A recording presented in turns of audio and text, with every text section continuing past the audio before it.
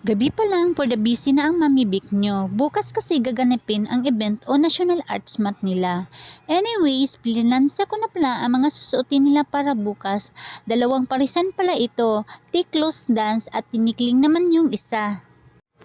Fast forward, nagmamadali na pala kami dito kasi sabi 6 ng umaga kailangan nandoon na sila sa school kasi madami pa daw silang gagawin. For the lakad na kami dito. At pagdating namin sa room nila, andoon na pala mga classmate nila. At pagdating namin, for the ayos agad ako sa buhok ng anak ko, may pahiya-hiya pa makita ang mukha niya.